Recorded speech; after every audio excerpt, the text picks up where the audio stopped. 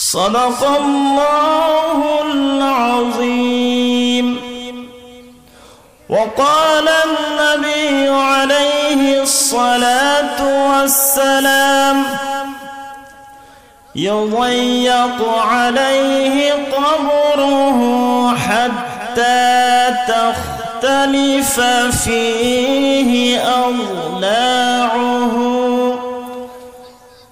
وقال النبي عليه الصلاة والسلام: يحشر الناس يوم القيامة ثلاثة أصناف: صنفا مشاة، وصنفا ركبانا، وصنفا على وجوههم، أو كما قال النبي عليه الصلاة والسلام. সকলে মহব্বতের সাথে দুরূদে ইব্রাহিম পড়ি। اللهم صل على محمد وعلى آل محمد كما صليت على إبراهيم وعلى آل إبراهيم إنك حميد مجيد. اللهم بارك على محمد وعلى آل محمد كما باركت على إبراهيم وعلى آل إبراهيم إنك حميد مجيد. জামিয়া ইসলামিয়া হাফিজিয়া নতুন বাজার মাদ্রাসার উদ্যোগে আজকের বার্ষিক ইসলামী মহাসম্মেলনের শ্রদ্ধাভাজন সভাপতি সাহেব, উপস্থিত জাতির ধারক এবং বাহক উলামায়ে কেরাম, মুরব্বিয়ানে আযম, পর্দার অন্তরালে অবস্থানরত আমার শ্রদ্ধেয় মা ও বোনেরা, মহান আল্লাহ রাব্বুল আলামিনের দরবারে লাখো কোটি শুকর যে মহান আল্লাহ রাব্বুল আলামিন আজকের এই মোতাবারক মাহফিলে আপনাকে আমাকে আসার, বসার, কিছু কথা বলার এবং শোনার যে তৌফিক দান করলেন, এতে আমরা খুশি না বেজার? তাহলে সবাই একবার জুড়ে সুরে মহান পাকের দরবারে কালিমাতুশ শুকর আদায় করি, বলি আলহামদুলিল্লাহ। মুহতারাম হাজিরিন, আমাদের এখানে দাওয়াতি মেহমানগণ ইনশাআল্লাহ যথাসময়ে উপস্থিত হবেন। এখনের অধিবেশনে কিছু কথা রাখার জন্য কর্তৃপক্ষের আবদার, সেহেতু আমি আপনাদের সম্মুখে উপস্থিত।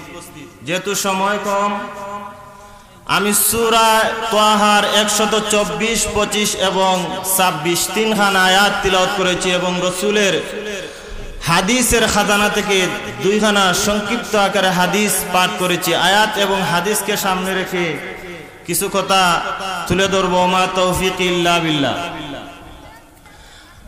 আসেন, যে আয়াতখানা তিলাওয়াত করেছি এই আয়াতের মধ্যে আল্লাহ রাব্বুল আলামিন বলছেন, যারা আমার বিধান, আমার দেওয়া রাসূলের নীতিমালা, আমার দেওয়া কোরআনের বিধানকে যারা ভুলে যায় তাদের কি শাস্তি হবে, তাদের ইহকালীন এবং পরকালীন কি শাস্তি হবে, এই শাস্তি সম্পর্কে আলোচনা শুরু করার পূর্বে আপনাদের কাছে আবদার, আমরা যারা এখনো হাটে ঘাটে বাড়িয়ে বন্দরে আছি, দয়া মেহেরবানি করে আজকের এই মোতাবারক মাহফিলে আমরা সবাই হাজির হই, উপস্থিত হই। দিনের আলোচনা শুনে বুঝে নিজেকে সংশোধন, ইসলাহ হওয়ার উদ্দেশ্যে আমরা সামিয়ানার নিচে উপস্থিত হই। কারণ এই সামিয়ানার নিচে যারা বসবে তাদের যে দাম সম্মান কি পর্যায়ের, এটা যদি মানুষে জানতো তাহলে আমরা কেউ হাটে ঘাটে বাজারে বন্দরে থাকতাম না, সবাই এই মাহফিলে উপস্থিত হইতাম।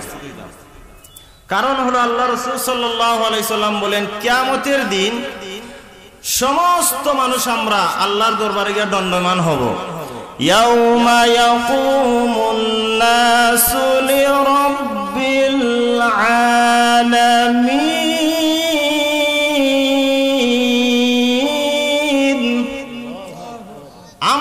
সব মানুষ আল্লাহর সামনে গিয়ে দণ্ডমান হব। হাসরের মাঠে দণ্ডমান হওয়ার পরে আল্লাহ রাব্বুল আলামিন ওই দিন একটা ভাষণ দিবেন। কি ভাষণ দিবেন? আল্লাহ রাসূল বলেন, ইয়াউমা ইয়াকুলুল্লাহু আযজা ওয়া জাল্লা ইয়াউমাল কিয়ামাতি সায়া'লামু আহলুল জাম'i মান আহলুল কারামি ফাকিলা মান আহলুল কারামি ইয়া রাসূলাল্লাহ ক্বালা মাজালিসুয যিকরি ফিল মাসাজিদ। আল্লাহর হাবিব বলেন, এ আমার উম্মতরা শুনে রাখো, যেদিন কিয়ামত হবে ওই দিন আল্লাহ রাব্বুল আলামিন সমস্ত মানুষকে একত্রিত করে একটা ভাষণ দিবেন। কি ভাষণ দিবেন? আল্লাহ বলবেন, সায়া'লামু আহলুল জাম'i মান আহলুল কারামি। ও হাসরবাসীরা, ও চিরেই জানতে পারবে তোমাদের মধ্যে কে সবচেয়ে বেশি সম্মানী হবে। সাহাবায়ে কেরাম এই হাদিস শোনার পরে বললেন, ইয়া রাসূলুল্লাহ, কারা কিয়ামতের দিন সম্মানী হবে? আল্লাহ রাসূল বলেন, মাজালিসুয যিকরি ফিল মাসাজিদ।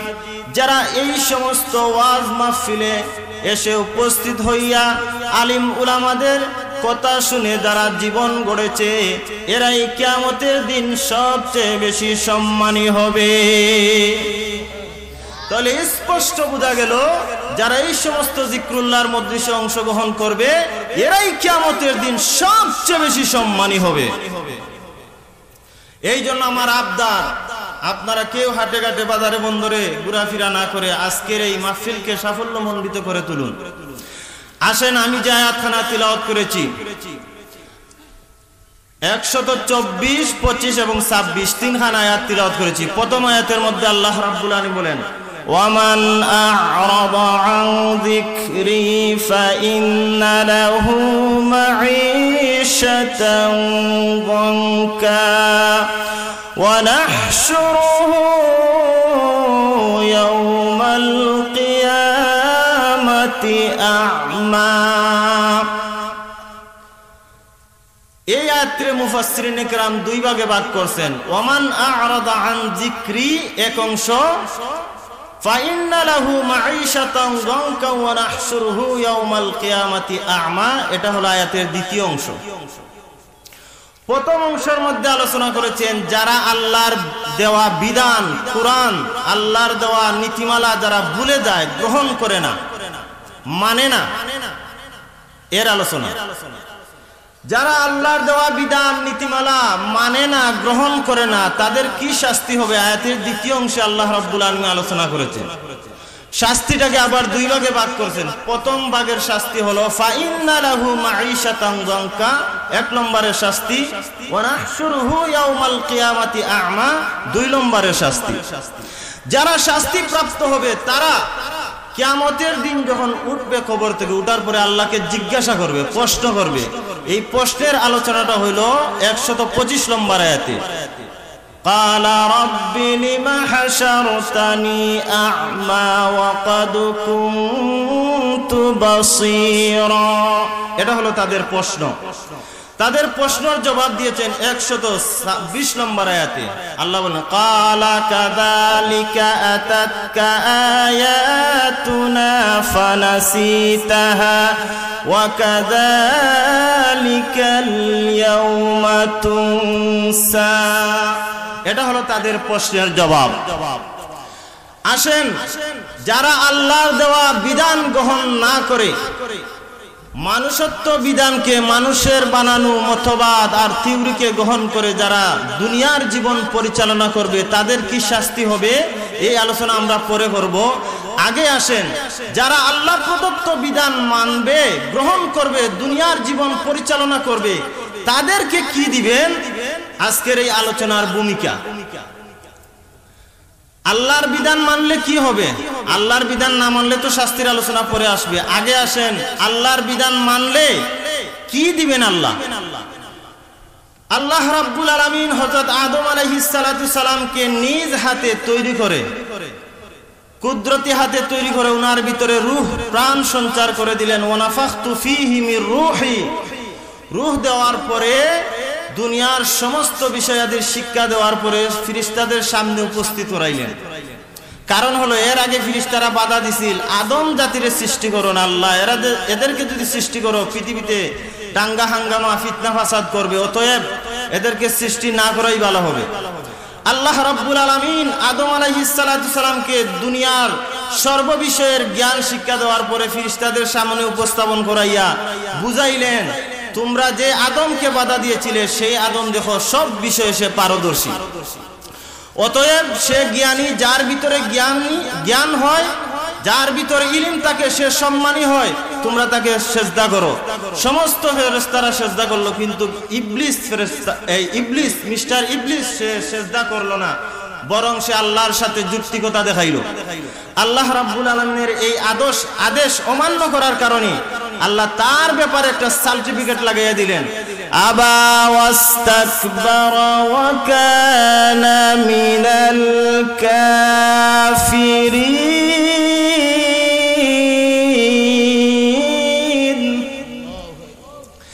আল্লাহ রাব্বুল আলামিন বলেন, শয়তান তুই আমার আদেশ অমান্য করেছিস আর ফেরেশতারা আমার আদেশ পালন করেছে, অতএব তোর নামে আমি আল্লাহ সার্টিফিকেট লাগাইয়া দিলাম, কিয়ামত পর্যন্ত তুই আমার রহমত থেকে নৈরাশ হয়ে গিয়েছিস, অতএব তোর নামে আমি আল্লাহ কাফির সার্টিফিকেট লাগাইয়া দিলাম। অমান্য করার কারণে কাফির হয়ে গেল, শেষ পর্যন্ত জান্নাত থেকে বহিষ্কার হয়ে গেল। আল্লাহ তাকে জান্নাত থেকে বিতাড়িত করে দিলেন। এইদিকে আদম এবং হাওয়াকে জান্নাতের মধ্যে আল্লাহ বললেন, বসবাস করো, খাও, স্বাচ্ছন্দ্যময় জীবন যাপন করো, কিন্তু একটা সতর্কবাণী দিলেন, ওয়ালা তাকরাবা হাযিহিশ শাজারাতা ফাতাকুনা মিনাজ জালিমিন। ও আদম হাওয়া, এই গাছের সামনে যাইও না, এই গাছের ফল ভক্ষণ করো না, যদি করো তাহলে তোমরা ক্ষতিগ্রস্তদের অন্তর্ভুক্ত হয়ে যাবে। এই শয়তান সুবর্ণ সুযোগ মনে করে শেষ পর্যন্ত আদম এবং হাওয়াকে কুমন্ত্রণা দিয়া এই গাছের কাছেও নিল, ফল ভক্ষণ করাইল। শেষ পর্যন্ত অনেক লম্বা ঘটনা, আমি সংক্ষিপ্ত আকারে বলছি যেহেতু এটা আমার বিষয় নয়। শেষ পর্যন্ত আল্লাহ রাব্বুল আলামিন বললেন, ও আদম, তোমার মধ্যে আর শয়তানের মধ্যে পরস্পরের শত্রুতা দেখা দিয়েছে, অতএব তুমিও জান্নাতে না থাকিয়া তুমি কিছুদিনের জন্য দুনিয়াতে চলে যাও।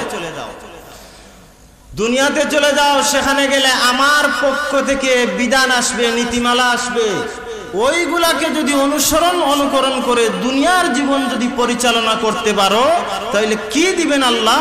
আল্লাহ রাব্বুল আলামিন সূরাতুল বাকারার ৩৮ নম্বর আয়াতের মধ্যে বলেন, قُلْ اهْبِطُوا مِنْهَا جَمِيعًا فَإِمَّا يَأْتِيَنَّكُمْ مِنِّي هُدًى فَمَنْ تَبِعَ هُدَايَ فَلَا خَوْفٌ عَلَيْهِمْ وَلَا هُمْ يَحْزَنُونَ। আল্লাহ রাব্বুল আলামিন আদম এবং হাওয়াকে বললেন, ওরে আদম এবং হাওয়া, তোমরা পরস্পর শত্রু হয়ে গেছো, অতএব জান্নাতে তোমাদের থাকা আর তোমাদের জন্য শোভনীয় নয়, অতএব তোমরা দুনিয়ার জীবনে চলে যাও, সেখানে গেলে আমার পক্ষ থেকে হুদা আসবে। কোরআনের ভাষায় আল্লাহ বলেছেন হুদা, এর অর্থ হলো আমার পক্ষ থেকে কিতাব আসবে, আমার পক্ষ থেকে নবী রাসূলগণ আসবে। ওই নবী রাসূলগণ ওই কিতাবের যদি অনুকরণ করে দুনিয়ার জীবন যদি পরিচালনা করতে পারো, আমি আল্লাহ ওয়াদা দিলাম তোমাদের হারানো জান্নাতকে পুনরায় ফিরাইয়া দিব। আল্লাহ ওয়াদা দিলেন, ফালা খাউফুন আলাইহিম ওয়ালা হুম ইয়াহজানুন। ফালা খাউফুন অর্থাৎ পৃথিবীতে পথভ্রষ্ট হওয়ার কোনো ভয় নাই, ওয়ালা হুম ইয়াহজানুন পরকালে জান্নাত পাওয়ার ক্ষেত্রেও তোমাদের কোনো চিন্তাও নাই। এটা আদম এবং হাওয়াকে ডাইরেক্ট বুঝাইলেন, ইনডাইরেক্ট দুনিয়ার সমস্ত বনি আদমকে বুঝাইলেন, ও দুনিয়ার বনি আদমরা, তোমরাও যদি আমার প্রদত্ত বিধানকে নীতিমালাকে গ্রহণ করে যদি দুনিয়ার জীবন পরিচালনা করতে পারো, সঠিকভাবে যদি চলতে পারো, তোমাদের বেলায় আমি আল্লাহর ওয়াদা তোমাদেরকেও জান্নাত দিব। সুবহানাল্লাহ। তাহলে এতক্ষণে আলোচনা দ্বারা কি বুঝলেন? আল্লাহ প্রদত্ত বিধান আসলে ওইগুলাকে গ্রহণ করলে, মানলে, জীবনে বাস্তবায়ন করলে, আমল করলে আল্লাহ ওয়াদা দিয়েছেন জান্নাত দিবেন। আল্লাহর বিধান মানলে কি দিবেন? জান্নাত দিবেন। এখন আসেন, আল্লাহর বিধান আওয়ার পরে যারা গ্রহণ করে না, মানে না, মানুষের বানানো মতবাদ, মানুষের বানানো থিওরি যারা গ্রহণ করে, আল্লাহ প্রদত্ত বিধান মানে না, তাদের কি শাস্তি হবে? আজকের তিলাওয়াতকৃত আয়াতের মধ্যে আল্লাহ রাব্বুল আলামিন বলেন, ওয়ামান আ'রাদা আন যিকরি ফাইন্না লাহু মাঈশাতান দানকা ওয়া নাহশুরুহু ইয়াওমাল কিয়ামাতি আ'মা। আল্লাহ রাব্বুল আলামিন বলেন, আমার প্রদত্ত বিধান গ্রহণ করলে তোমাদেরকে জান্নাত দিব, আর আমার প্রদত্ত বিধানকে গ্রহণ না করে মানুষের বানানো নীতিমালা আর বিধানকে যারা গ্রহণ করে দুনিয়ার জীবন পরিচালনা করবে, আমি আল্লাহ রাব্বুল আলামিন তাদেরকে ইহকালীন এবং পরকালীন শাস্তি দিব। এতক্ষণে ঢুকলাম আমরা আয়াতের মধ্যে। আসেন, ওমান আ'রাদা আন যিকরি, যিকরি একটা শব্দ আল্লাহ রাব্বুল আলামিন উল্লেখ করছেন। জিকিরটা অনেক অর্থে ব্যবহৃত হয়। জিকির কোন জায়গায় ফেল ক্রিয়া হিসাবে ব্যবহৃত হয়েছে, কোন জায়গায় ইসিম সর্বনাম হিসাবে ব্যবহৃত করা হয়েছে। তো এই জিকির শব্দের অনেক অর্থ আছে। জিকির শব্দের প্রায় মুফাসসিরিনে কেরাম 10টা অর্থ উল্লেখ করেছেন। এর মধ্যে জিকিরের একটা অর্থ হলো ওয়াজ, উপদেশ করা। যেমন সূরা জারিয়াতের 55 নম্বর আয়াতের মধ্যে আল্লাহ রাব্বুল আলামিন বলেন, ওয়াযাক্কির ফাইন্নায-যিকরা তানফাউল মুমিনিন। ও নবী, আপনি জিকির করেন, বলতে আপনি ওয়াজ করেন। এই ওয়াজ, এই জিকির মুমিনদের জন্য ফায়দা হবে। এখানে জিকিরের অর্থ হলো ওয়াজ, জিকিরের অর্থে আল্লাহু আল্লাহু। যেমন সূরাতুল আহজাবের 41 নম্বর আয়াতের মধ্যে আল্লাহ রাব্বুল আলামিন বলেন, ইয়া আইয়ুহাল্লাযীনা আমানু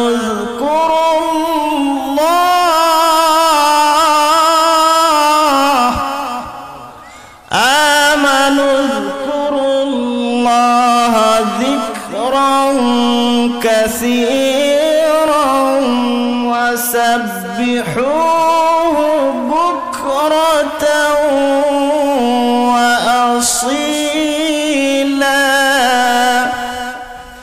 আল্লাহ রাব্বুল আলামিন বলেন, ও দুনিয়ার ঈমানদারেরা, তোমরা বেশি বেশি অধিক হারে জিকির করো, সকাল সন্ধ্যায় তোমরা আমি আল্লাহ নামের জিকির করো, বলতে আল্লাহু আল্লাহ।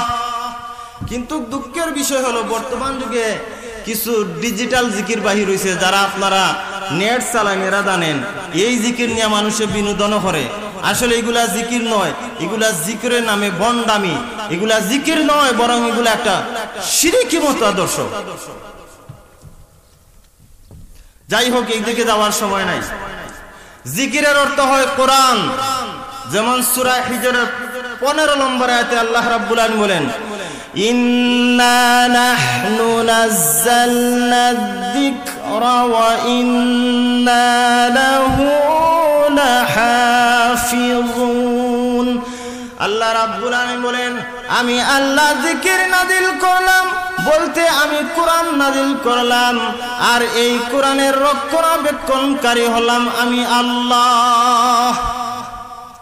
তাহলে এখানেই জিকির দ্বারা হলো কোরআন। তা আমার তিলাওয়াতকৃত আয়াতে জিকির দ্বারা কি বুঝাইছেন মুফাসসিরিনে কেরাম বলেন, এই জায়গায়ও জিকির দ্বারা কোরআন বুঝাইছেন। বলেন সুবহানাল্লাহ। ওয়ামান আ'রাদা আন যিকরি আই আনিল কুরআনি ফালাম ইউমিন বিহি। অর্থাৎ যারা আমার কোরআনকে বিশ্বাস করবে না, আমার কোরআনের বিধানকে যারা গ্রহণ করবে না, বেপরোয়া হয়ে চলবে, অন্য অন্য ধর্মগ্রন্থ বিশ্বাস করবে, বাইবেল বিশ্বাস করবে, বেদ বিশ্বাস করবে, যারা এই সমস্ত অন্য ধর্মে বিশ্বাসী হবে, তারাও ইহকালীন পরকালীন শাস্তি থেকে বাঁচতে পারবে না। এখন আসেন কোরআনকে আমরা দুই ভাগে ভাগ করি, একদিকে হলো কোরআনের আদেশ সূচক, একদিকে হইল নিষেধ সূচক।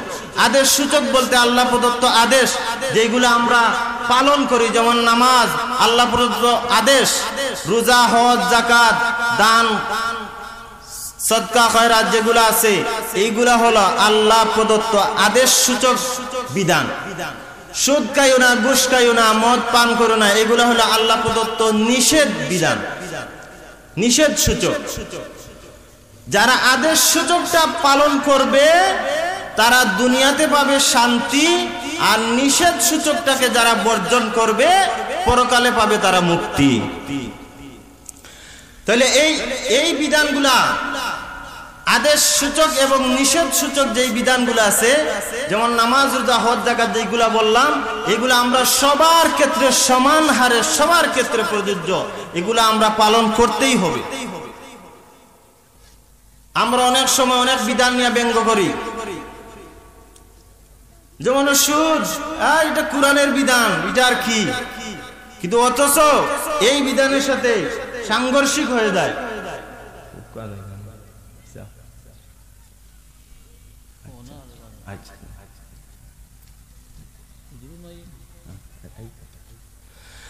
আচ্ছা, যাই হোক, নামাজ কেউ যদি অবহেলা করে ছাড়ে তাহলে এটাও আল্লাহর বিধানের সাথে মস্কারি করা হয়। রোজা, যেমন আমরা অনেকে বলি আরে রোজা তো গরিবের জন্য, ধনীর জন্য তো রোজা নাই, এমন কথা বলে কিনা সমাজের অনেক মানুষের রমজান মাস চাইলে এই কথাটা বলে। অথচ এই কথাটা বললে এই রোজা বিধানের সাথে আল্লাহ প্রদত্ত এই কোরআনের বিধানের সাথে তার মস্কারি করা হয়, অতএব তার কোরআনের সাথে মস্কারি করা হয়। আর যার কোরআনের সাথে মস্কারি করা হবে এদেরও ইহকালীন পরকালীন শাস্তি থেকে এড়াইয়া বাঁচতে পারবে না। এখন আসেন, কিছু বিধান আছে এগুলো আমাদের পক্ষে সম্ভব নয়, যেমন এগুলা যারা রাষ্ট্রপ্রধান, যারা রাষ্ট্র পরিচালনা করে, দেশ পরিচালনা করে, তাদের জন্য প্রযোজ্য। যেমন জিনা করলে জিনার শাস্তিটা আমরা দেওয়া সম্ভব নয়, যারা রাষ্ট্রপ্রধান, যারা কাজী, বিচারক, তাদের পক্ষে সম্ভব। চুরি করলে হাত কাটা, এই কোরআনের বিধান, এটা বাস্তবায়নের বিধান, কার্যকরের বিধান, এটা আমাদের পক্ষে সম্ভব নয়, রাষ্ট্রপ্রধানের জন্য। সন্ত্রাসী করলে তাদের শাস্তি, এটা কোরআনের বিধান, আমাদের পক্ষে এটা পালন করা সম্ভব নয়, বাস্তবায়ন করা সম্ভব নয়, এটা যারা রাষ্ট্রপ্রধান তাদের পক্ষে সম্ভব। এইভাবে যারা জিন্দিক, নাস্তিক, মুরতাদ, তাদেরকে ফাঁসি দেওয়া, এটা হলো রাষ্ট্রপ্রধানের দায়িত্ব। এগুলা বাস্তবায়ন করা এটা কোরআনের বিধান, রাষ্ট্রপ্রধানের দায়িত্ব। কিন্তু দুঃখের কথা কি বলবো, আমাদের এই দেশ একটাও কোরআনের বিধান নাই, যা আছে সব মানব রচিত বিধান। আমরা গণতন্ত্রের মতবাদকে সমাজের মধ্যে প্রতিষ্ঠিত করি, অথচ গণতন্ত্র হলো একটা কুফরি মতবাদ। গণতন্ত্রের আকীদা হলো একটা, আকীদা হলো সকল ক্ষমতার উৎসব জনগণ, বলেন নাউজুবিল্লাহ। এমন আকীদা যারা লালন করবে, বিশ্বাস করবে, তাদের ঈমান থাকবে না, ফি নারি জাহান্নামা খালিদিনা ফিহা আবাদা, চিরস্থায়ীভাবে জাহান্নামে জ্বলতে হবে। এই বিধানগুলো আমাদের সমাজে নাই। জিনা, ব্যভিচার আমাদের সমাজের মধ্যে ব্যাপক হয়ে গেছে। আমাদের দেশে জিনা ব্যভিচারের ইফতিজিনের শাস্তি আছে, 14 বছরের সশ্রম কারাদণ্ড, আইনদণ্ড, প্রাণদণ্ড, কত দণ্ড আছে, একটাও বাস্তবায়ন করে না। এই কোরআনের যদি এই বিধানটা বাস্তবায়ন করা হইতো, জিনা করছে অবিবাহিত পুরুষ, অবিবাহিত নারী জিনা করছে, তাদেরকে 100 বেত্রাঘাত করা হইতো, এই শাস্তিটা যদি দেওয়া হইতো, তাহলে বাংলাদেশের জমিনে কোনোদিনও জিনা হইতো না। বলেন কথা ঠিক না বেঠিক?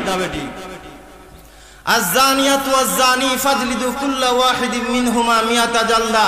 অবিবাহিত নারী এবং পুরুষে জিনা করছে, সরকার প্রধানের দায়িত্ব হলো 100 বেত্রাঘাত করা, পুরুষকেও 100, মহিলাকেও 100। আমাদের দেশে কিন্তু এই সমস্ত আইন নাই, যেগুলো আছে মানব রচিত আইন, কিন্তু একটাও বাস্তবায়ন করে না।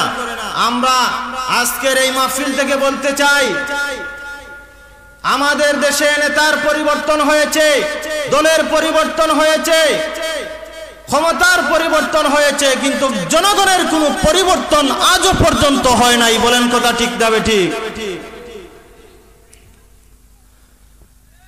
আমরা দাবি জানাই, আমরা আর মানুষের বানানো কোনো মতবাদ দেখতে চাই না, গণতন্ত্রের কোনো থিওরি দেখতে চাই না।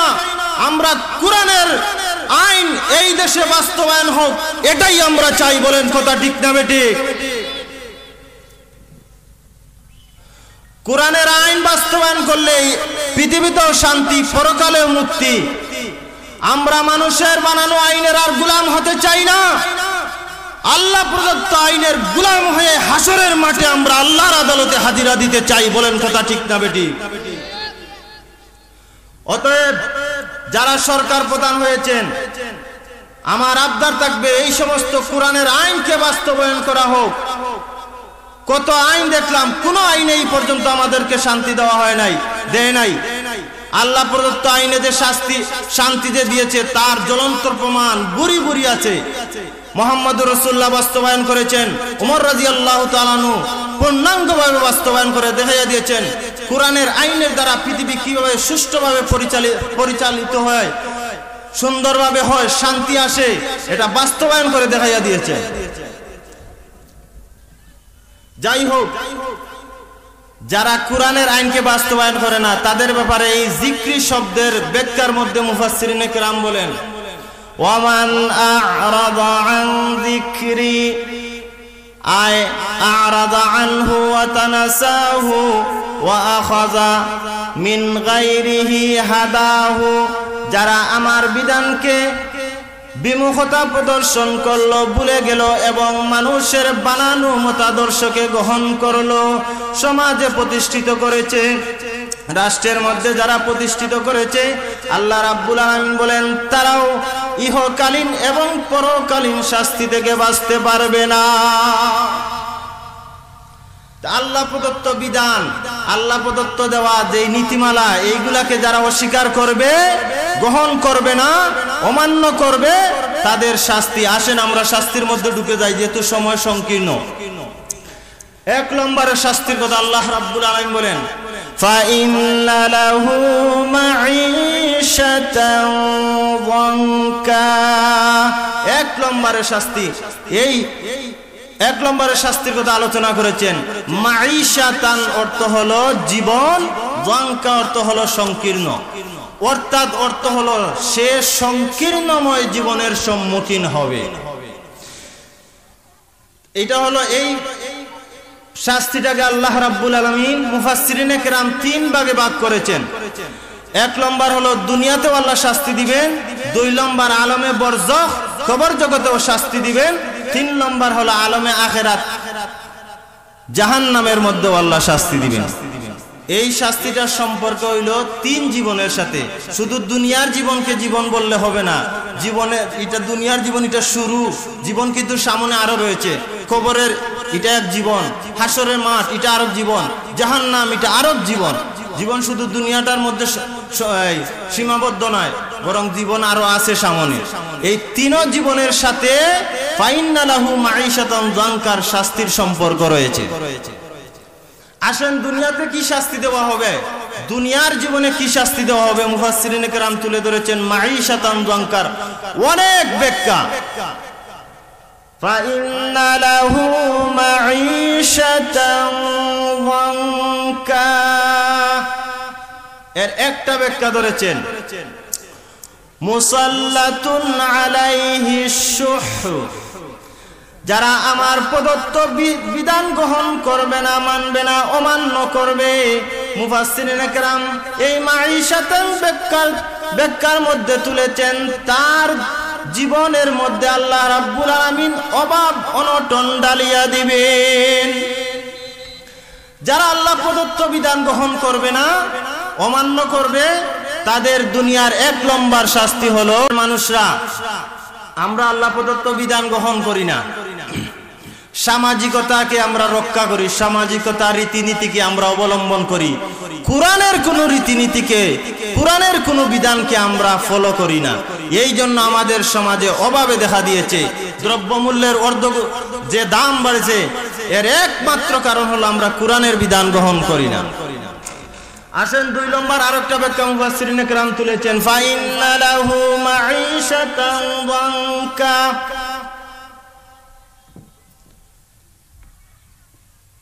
আর রিজকুল খাবিস কাসাবান হারামান, তার রিজেক হবে হারাম, তার উপার্জন হবে অবৈধ।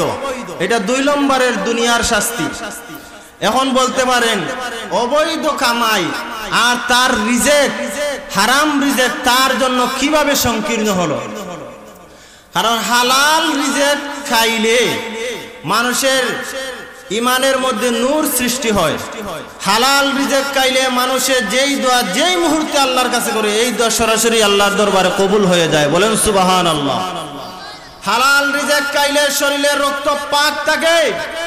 হালাল রিজেক খাইয়া ইবাদত করলে ইবাদতের মধ্যে স্বাদ লাগে, মজা লাগে। হালাল রিজেক খাইলে যে শরীরে রক্ত হয়, এই রক্ত থেকে আপনার ঘরে যে সন্তান জন্ম নিবে সেই সন্তান আপনার বাধ্যগত সন্তান হবে।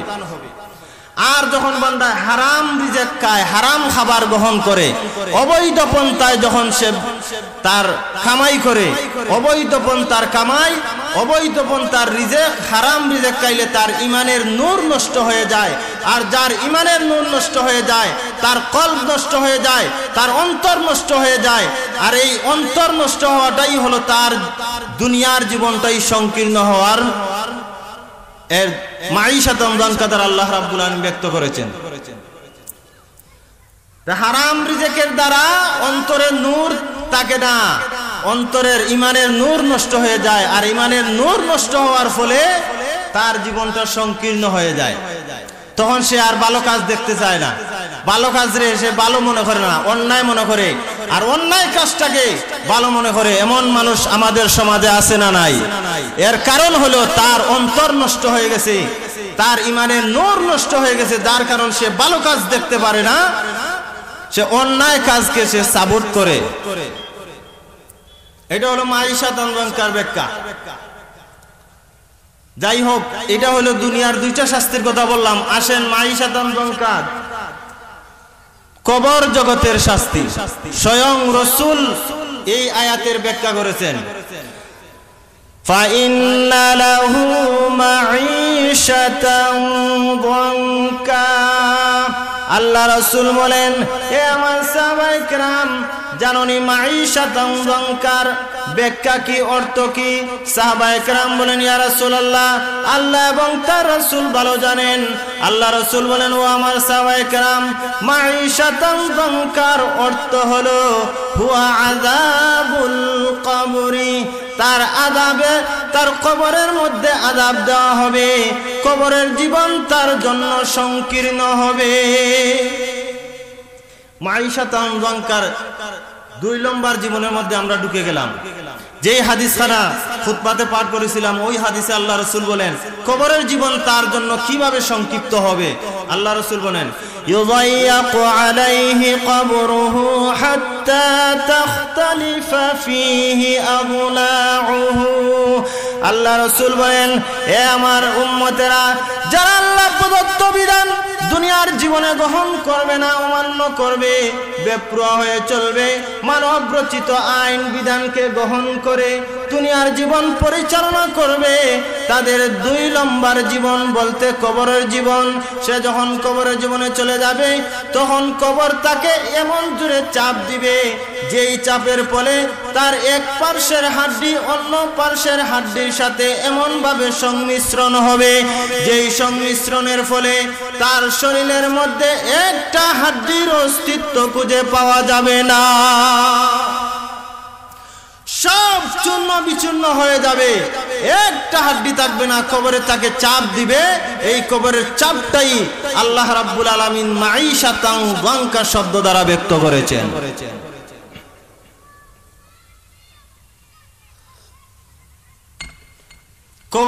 কবর জীবনের শাস্তি সম্পর্কে অনেক হাদিস আছে।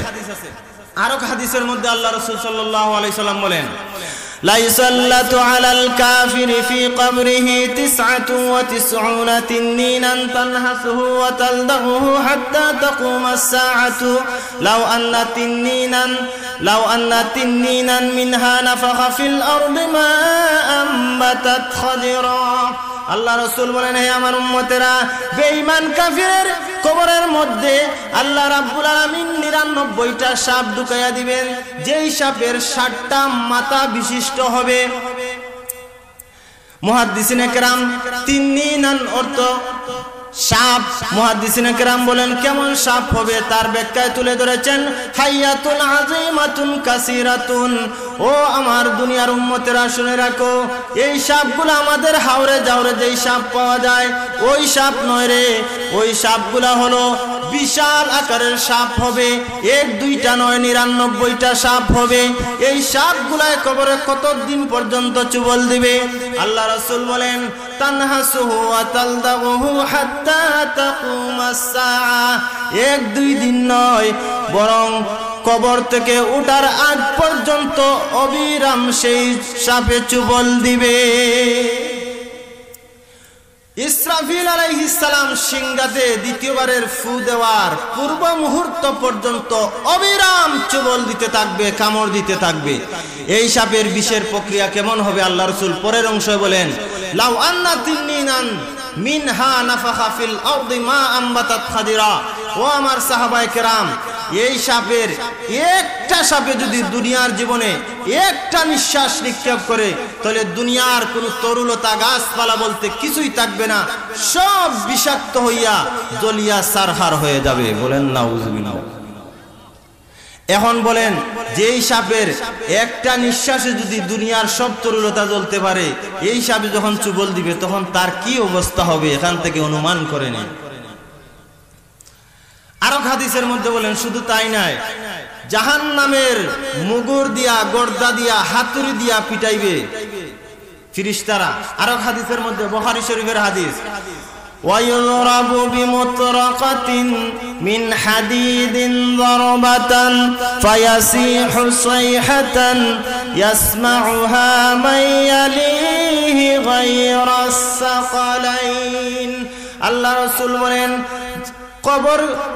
কবরে রাখার পরে ওই বান্দাকে আল্লাহ রাব্বুল আলামিন ফেরেশতাদের মাধ্যমে 3টা প্রশ্ন করাবেন। যখন সে কোনো প্রশ্নের উত্তর দিতে পারবে না, শুধু বলবে হা হা লা আদ্রি, আমি কিছুই জানি না, আমি কিছুই বলতে পারি না, তখন ফেরেশতারা তাকে জাহান্নামের মুগুর দিয়ে এমন জোরে প্রহার করবে, পিটাইবে, যেই পিটানোর ফলে সে এমন জোরে, এমন বিশ্রী আওয়াজে চিৎকার করবে, যেই চিৎকারটা দুনিয়ার মানুষ এবং জিন ছাড়া দুনিয়ার সমস্ত পশু পাখিরা শুনতে পায়। মানুষ আর জিন্নাতে এই আওয়াজ শুনতে পায় না, দুনিয়ার সমস্ত পশু পাখি, বাঘ ভাল্লুক, গরু ছাগল, সব প্রাণীরা কবরের শাস্তির আওয়াজ শুনতে পায়। বলতে পারেন, হুজুর তাহলে মানুষে আর জিন্নাতে শুনে না কেন? আরো হাদিসে এর প্রশ্ন দিয়েছেন আল্লাহ রাসূল। আল্লাহ রাসূল বলেন, লাউ সামিআহাল ইনসানু লা সাইকা। ও আমার উম্মতেরা, কবরের ব্যক্তির শাস্তির আওয়াজ যদি দুনিয়ার মানুষের শুনতে পায়, তাহলে কলিজা ফেটে মুহূর্তের ভিতরে জাগাত মারা যাবে। এই জন্য সেই আওয়াজকে আল্লাহ জিন্নাত এবং মানুষের আড়ালে লিখেছেন, কিন্তু গরু ছাগলে শুনতে পায়। এইটা হলো তার 2 নম্বর জীবনের শাস্তি, কবর জীবনের শাস্তি। ফাইন্না লাহু মাঈশাতান যানকা, 2 নম্বর বললাম। 3 নম্বর জাহান্নামের মধ্যে কি শাস্তি দেওয়া হবে? মুফাসসিরিন কেরাম তুলে ধরেছেন, জাহান্নামের মধ্যে তাকে 2 জাতের শাস্তি দেওয়া হবে, খাবার জাতীয় শাস্তি, পানি জাতীয় শাস্তি। মুফাসসিরিন কেরাম বলেন, পানি জাতীয়, খাবার জাতীয় কি হবে? ইন্না তুআমাহুম আয-যারি' ওয়াজ-যাকুম ওয়া শারাবাহুম আল-হামিম ওয়াল-গিসলিন। খাবার জাতীয় হবে 2 জাতের, আর পানি জাতীয় হবে 2 জাতের। খাবার জাতীয় কি? একটা হইল যাকুম আর একটা হইল যারি', এগুলা কোরআনের শব্দ। পানি জাতীয় হলো 2টা, একটা হলো হামিম আর একটা হইল গিসলিন। যেহেতু সময় সব বলা সম্ভব না, শুধু যাকুম কি এটা বলি। আল্লাহ রাব্বুল আলামিন সূরা হাক্কার মধ্যে 44 এবং 45 নম্বর আয়াতের মধ্যে জাক্কুমের পরিচয় তুলে ধরেছেন। জাক্কুম কি? ইন্না শাজারাতাজ জাক্কুম তাআমুল আসিম ইয়াগলি ফিল বুতুন। আল্লাহ রাব্বুল আলামিন বলেন জাক্কুম হলো জাহান্নামীদের একটা খাবার, যেই খাবারটা হবে উত্তপ্ত গরম। ইয়াগলি ফিল বুতুন। আল্লাহ রাব্বুল আলামিন বলেন যখন তাকে জাক্কুম খাবারটা পেটের মধ্যে দেওয়া হবে, তার নাড়ি বুড়ি সব কিছু পিছনের রাস্তা দিয়া বের হয়ে যাবে। আল্লাহ, এটার নাম হইল জাক্কুম। কিন্তু এখানে একটা শব্দ রয়েছে কালমুহ। কালমুহলি। কালমুহলি অর্থ হইল গাদ। কি গাদ? আপনারা দেখুন যেন তেলের নিচে কেরাসিন বলেন আর সয়াবিন তেল বলেন, এটার নিচে যে একটা গাদ ধরে, আমরা বলি কাঁচরা। এই যে কাঁচরা, এই কাঁচরা জাতীয় একটা খাবার হবে গাদ। কালমুহলি, এটা হইল গাদের মতো, কাঁচরার মতো এই জাক্কুম, যেটাকে উত্তপ্ত করিয়া গরম করিয়া দেওয়া হবে, যে তার মুখে দেওয়ার সাথে সাথে পেটের নাড়ি বুড়ি সব কিছু পিছনের রাস্তা দিয়া মুহূর্তের ভিতরে বের হয়ে যাবে। এটার নাম হলো জাক্কুম। আরেকটা হলো জারি'। লাইসা লাহুম তাআমুন ইল্লা মিন যারি', লা ইউসমিনু ওয়া লা ইউগনি মিন জু'। আল্লাহ রাব্বুল আলামিন বলেন জাহান্নামীদেরকে জারি' ছাড়া আর কোনো খাবার দেওয়া হবে না, যেই খাবারটায় না তার কোনো উপকারে আসবে, তার কোনো ফায়দা দিবে না, তার পেটের খিদাও দূর করবে, কোনো কিছুই দূর করবে না, এমন এক প্রকারের খাবারকে বলা হয়েছে জারি'। এটা হলো জাহান্নামের মধ্যে শাস্তি দেওয়া হবে। ফাইন্না লাহু মাঈশাতান যানকার। ব্যাখ্যার মধ্যে ধরেছেন তাকে জাক্কুম, জারি', হামিম এবং গিসলিন এই জাতীয় খাবার দেওয়া হবে। লা ইয়াযুকুনা ফিহা বারদান ইল্লা শারাবান, লা ইয়াযুকুনা ফিহা বারদান ওয়ালা শারাবা ইল্লা হামিমান ওয়া গাসসাকা। কিয়ামতের দিন আল্লাহ রাব্বুল আলামিন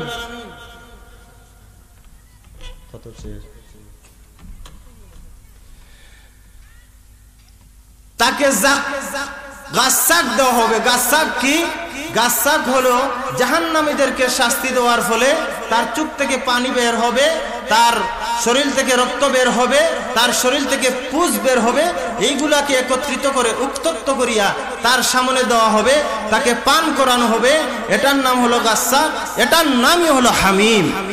যাই হোক, আল্লাহ রাব্বুল আলামিন বলেন যারা আমার প্রদত্ত বিধানকে অস্বীকার করবে, মানবে না, দুনিয়ার জীবন পরিচালনা করবে না, তাদের দুনিয়ার শাস্তি হলো তাদের অভাব অনটন দেওয়া হবে, তাদের হারাম রিজিক দেওয়া হবে, কবরের জীবনে তাদেরকে শাস্তি দেওয়া হবে, সাপ দ্বারা কামড় দেওয়া হবে, জাহান্নামের মুগুর দিয়া তাদেরকে প্রহার করা হবে, আর জাহান্নামের মধ্যে তাদেরকে জাক্কুম আর জারি', হামিম, গিসলিন জাতীয় খাবার দেওয়া হবে। এই সংক্ষিপ্ত আকারে 1 নম্বর শাস্তির আলোচনা তুলে ধরলাম। 2 নম্বর আসেন আল্লাহ রাব্বুল আলামিন বলেন ওয়া নাহশুরুহু ইয়াওমাল কিয়ামাতি আ'মা। যারা আমি আল্লাহর বিধান মানবে না, গ্রহণ করবে না, তাদের 2 নম্বরের শাস্তি হলো আল্লাহ রাব্বুল আলামিন বলেন আমি তাদেরকে কিয়ামতের দিন অন্ধ অবস্থায় উঠাইব। এরা অন্ধ অবস্থায় কবর থেকে উঠবে। আল্লাহ রাসূল বলেন শুধু অন্ধ নয়, এরা কবর থেকে উঠা যাওয়ার পরে দেখা যাবে এদের পা উপরের দিকে আর মাথা নিচের দিকে, এমন অবস্থায় কবর থেকে উঠবে। যেই হাদিসখানা খুতবাতে পাঠ করেছিলাম, আল্লাহ রাসূল বলেন কবর থেকে মানুষকে 3 ভাগে বিভক্ত করে উঠানো হবে। 1 নম্বর হলো সিনফান রুকবানান, যারা আরোহী হইয়া সুয়ারি হইয়া হাসরের মাঠে উপস্থিত হবে। 2 নম্বর হলো আরব দল, যারা পায়ে হাঁটিয়া হাসরের মাঠে গিয়ে উপস্থিত হবে। 3 নম্বর হইল কপাল পুরার দল, যেই দলের কথা আল্লাহ রাসূল বলেন ওয়াসিন